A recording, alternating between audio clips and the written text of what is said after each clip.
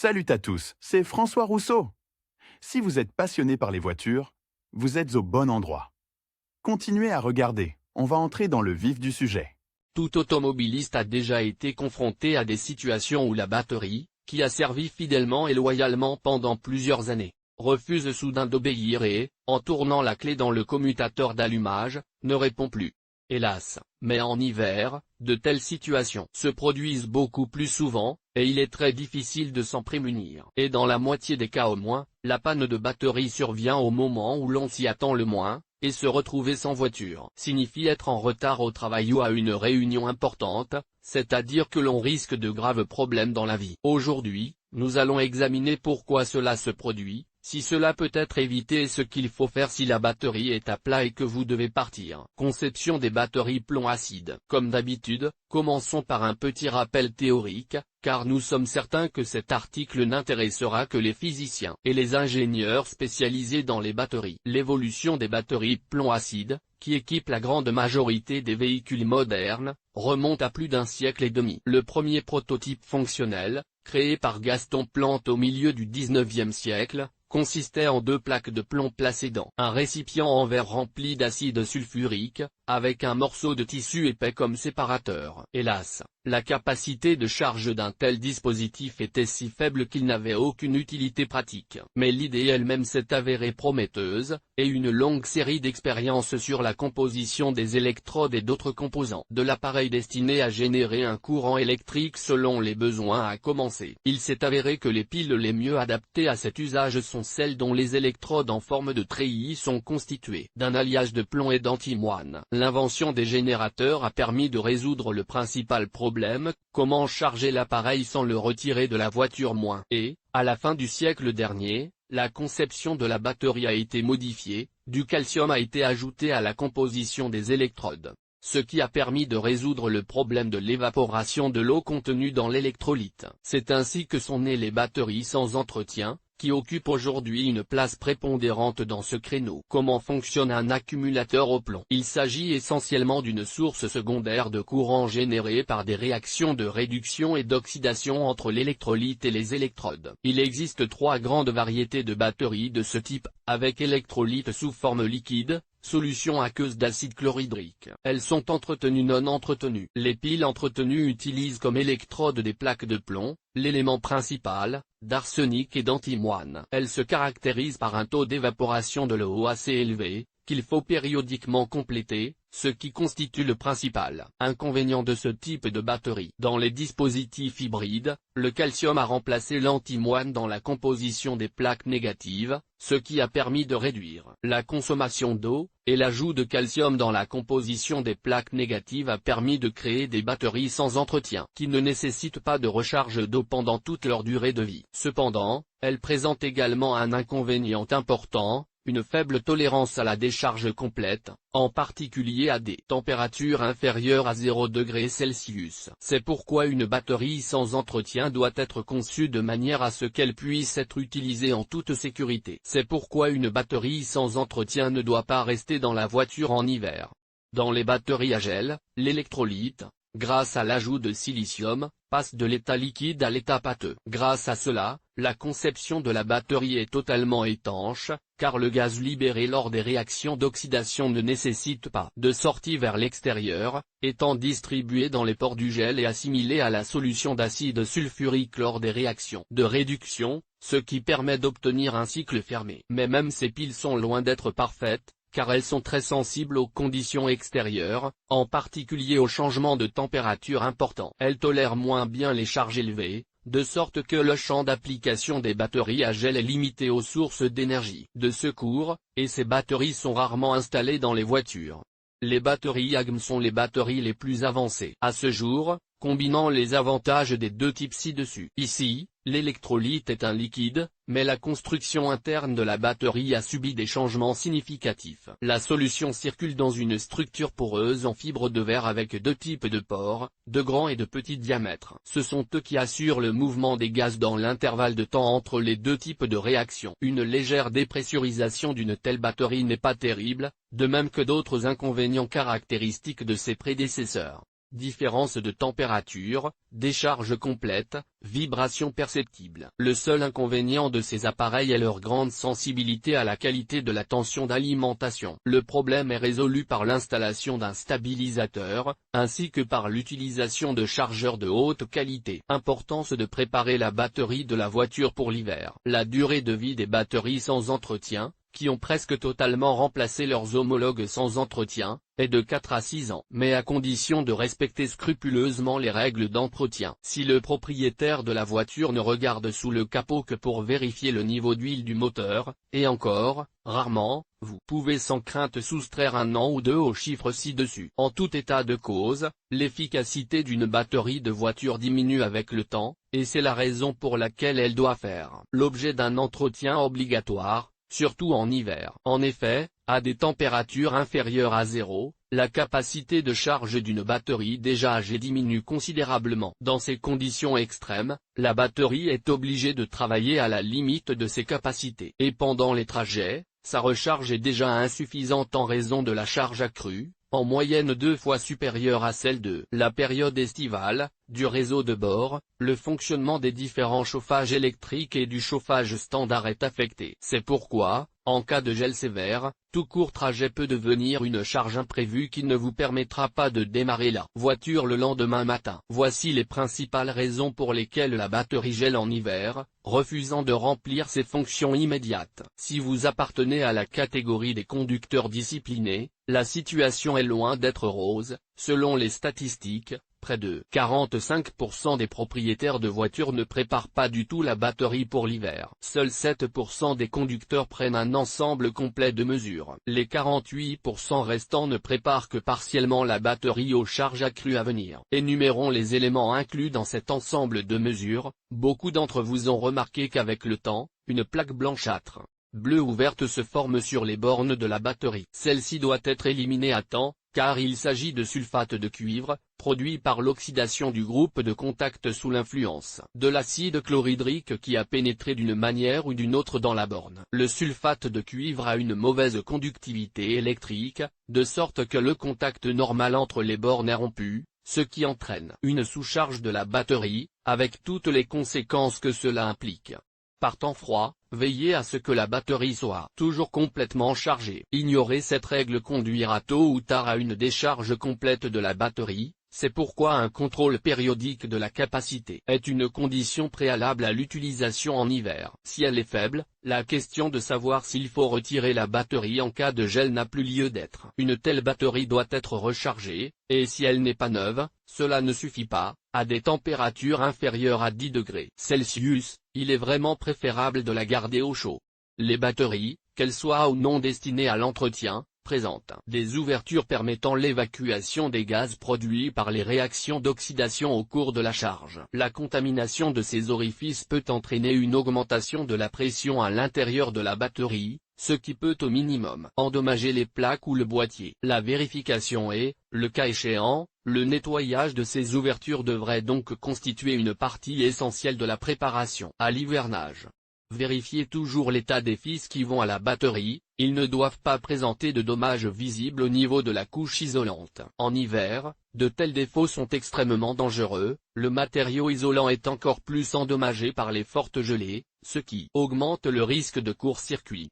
Si vous disposez d'une batterie en état de marche, une rareté aujourd'hui, mais de nombreux conducteurs conservateurs préfèrent ce type de batterie, veillez à vérifier le niveau d'électrolyte, qui doit recouvrir complètement les plaques de plomb. C'est aussi l'une des raisons les plus courantes pour lesquelles une batterie gèle en hiver. Lire aussi, type de marque que les agents de la circulation peuvent apposer sur un permis de conduire et leur signification comme. Vous pouvez le constater, il n'y a rien de compliqué à préparer une batterie de voiture pour l'hiver, il suffit de faire preuve de discipline et de comprendre les conséquences du non-respect de ces recommandations. Comment démarrer la voiture en hiver si la batterie est complètement déchargée? Malheureusement, il est impossible d'éviter les cas où vous ne pouvez pas démarrer votre voiture par temps froid, surtout si la batterie n'est pas neuve. Que faire dans de tels cas? Si la voiture est indispensable, le moyen le plus simple et le plus efficace est de mettre une batterie chargée à la place d'une batterie déchargée, mais cette possibilité est si rare que cette méthode peut être omise. Cependant, il existe de nombreuses autres méthodes pour résoudre le problème. Nous allons les énumérer par ordre de pertinence d'utilisation. Remorqueur, tout ce dont vous avez besoin, c'est d'une autre voiture. Si vous parvenez à convaincre votre voisin sur le parking, vous pouvez vous estimer heureux. Mais seulement si votre voiture est équipée d'une bonne vieille boîte de vitesse manuelle. Si vous remorquez une voiture équipée d'une boîte de vitesse automatique, vous risquez de la mettre hors service, et c'est l'une des pièces les plus chères de la voiture. La corde de remorquage, sans laquelle une telle opération est impossible, doit se trouver en permanence dans le coffre de la voiture. Les bons produits en ruban ne prennent pas beaucoup de place et sont peu coûteux. Fixez solidement la corde de remorquage, ruban, corde, aux deux voitures. Dans le cas d'une voiture dont la batterie est déchargée, mettez le levier de transmission au point mort. S'assurez que la clé de contact est dans la serrure et allumée afin d'éviter le blocage du volant. Un véhicule en état de marche doit commencer à rouler doucement, en augmentant progressivement la vitesse. Dès que les deux véhicules atteignent une vitesse de 20 à 30 km/h, l'embrayage doit être rapidement enfoncé, le levier doit être placé en position de deuxième vitesse et l'embrayage doit être relâché. Si la voiture remorquée est en bon état de marche, elle devrait démarrer après l'impulsion. Coupez à nouveau le contact, signalez au conducteur que vous avez démarré, freinez de manière synchronisée avec la voiture avant jusqu'à ce qu'elle s'arrête complètement. Serrez le frein à main, débranchez le câble de remorquage. Après un voyage, même long, il est fortement recommandé de recharger complètement la batterie. Malheureusement, il n'est pas toujours possible de trouver une voiture donneuse. Dans ce cas, pour faire démarrer une batterie d'hiver déchargée, il faut recourir au roulage, pour lequel il est nécessaire de s'assurer le soutien de 3 ou 4 hommes forts. Ils agiront comme une force motrice, en accélérant la voiture jusqu'à la vitesse requise. Ici aussi, une restriction s'applique au type de boîte, elle ne doit pas être automatique. L'algorithme des actions est à peu près le même que le précédent, s'installer au volant, mettre le contact et mettre le levier de vitesse au point mort. Signaler aux assistants que l'on est prêt. Après avoir accéléré la voiture jusqu'à une vitesse d'environ 20 km/h, appuyez sur l'embrayage, engagez rapidement la deuxième vitesse et relâchez la pédale. En hiver, une seule tentative peut ne pas suffire, il est donc souvent nécessaire d'inviter des forces supplémentaires fraîches. Une fois que la voiture a démarré, vous pouvez immédiatement vaquer à vos occupations, mais les règles de l'étiquette exigent que vous remerciez les personnes qui vous ont aidé. Nous nous arrêtons donc pour dire merci à ceux qui nous ont poussés. Notez que plus la voiture est légère, plus elle est facile à démarrer. Il faut environ 2 fois plus de personnes pour manipuler un SUV de 2 tonnes. Rouler sans l'aide d'inconnus, mais que faire s'il n'y a personne autour de vous et que vous êtes pressé? Il est peu probable que des passants aléatoires acceptent d'attendre l'arrivée du nombre nécessaire de personnes, de sorte que vous ne pourrez pas utiliser la méthode précédente pour rouler. Mais vous pouvez aussi essayer de démarrer seul, à condition que votre voiture soit garée à quelques mètres d'une longue pente assez raide. Votre tâche consiste à pousser la voiture vers le haut de la colline, à l'accélérer, puis à sauter dans le véhicule et à enclencher la vitesse. Nous ne recommandons pas cette méthode car elle comporte de nombreux risques. Pour sauter dans la cabine en cours de route, il faut avoir les compétences nécessaires. En cas d'échec, des conséquences imprévisibles sont possibles, pouvant aller jusqu'à l'accident. Mais si vous avez confiance en vous, pourquoi ne pas essayer? Lire aussi, cause, effet sur le corps et élimination des émissions de gaz. Procédure de démarrage du groupe motopropulseur, engager le point mort et mettre le contact. Laissez la porte ouverte et commencez à pousser la voiture dans la descente, en vous appuyant sur le pilier avant.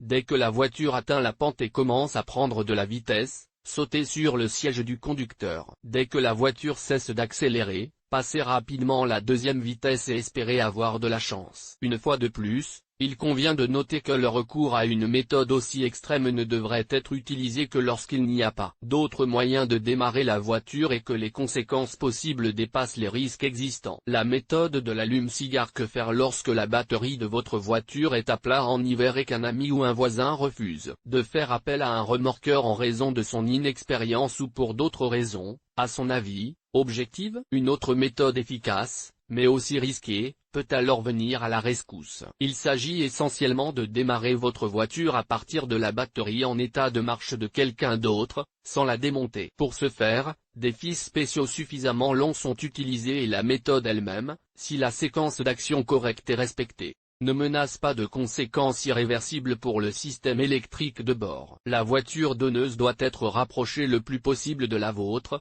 de manière à ce que les capots des deux voitures se trouvent l'un à côté de l'autre. Éteindre la voiture donneuse, couper le contact sur les deux voitures et ouvrir les capots. Connectez les deux batteries à l'aide de fils crocodile, en veillant à ce que le plus aille au plus et le moins au moins. Connectez d'abord les fils à la batterie chargée, puis seulement à la vôtre. Si vous connectez un fil à la borne négative d'une batterie déchargée, il y aura davantage d'étincelles. Si vous craignez ce phénomène, vous pouvez connecter le fil à n'importe quelle surface métallique non peinte, comme le bloc cylindre. Démarrer le moteur du véhicule de référence et laissez-le tourner à vitesse moyenne pendant 5 à 10 minutes. Coupez le moteur et essayez de démarrer votre véhicule sans retirer le faisceau de câble. Si la tentative est infructueuse, après avoir connecté les fils, la voiture donneuse doit être démarrée et accélérée de manière intensive pendant au moins 10 à 15 minutes. Le véhicule donneur est éteint, mais les câbles ne sont pas retirés. Essayez de démarrer la voiture avec une batterie déchargée. Si la tentative est infructueuse, répétez la procédure en augmentant le nombre de tours et le temps de recharge jusqu'à 15 A.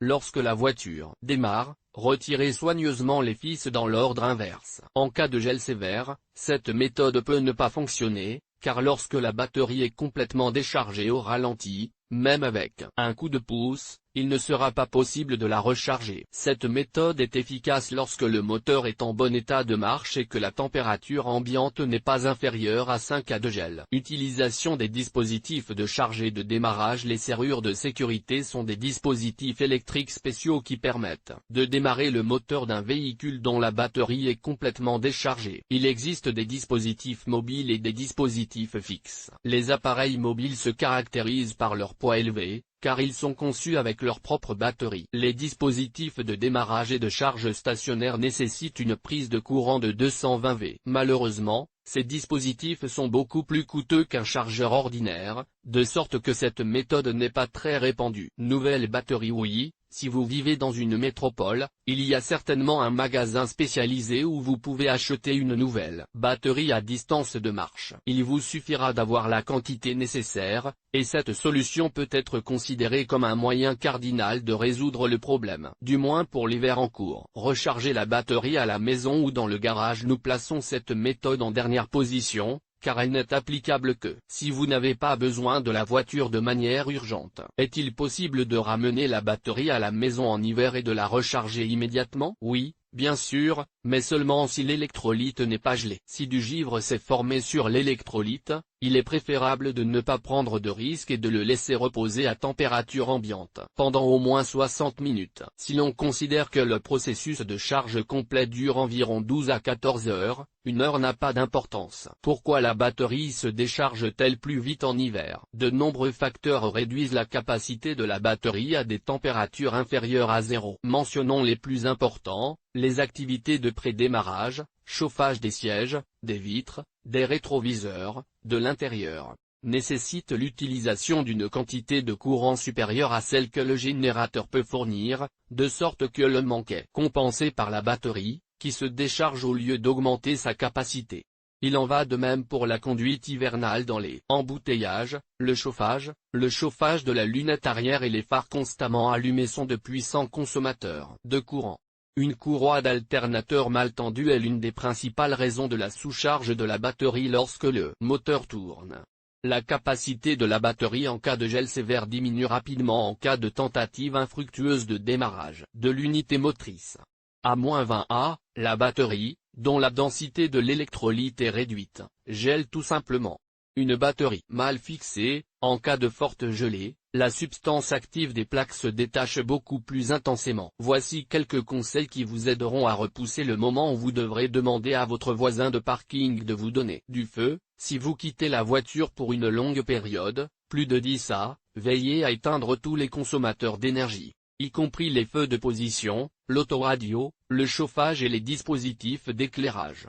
Avant une chute brutale de la température, essayez de recharger la batterie pour éviter une chute critique de la densité de l'électrolyte.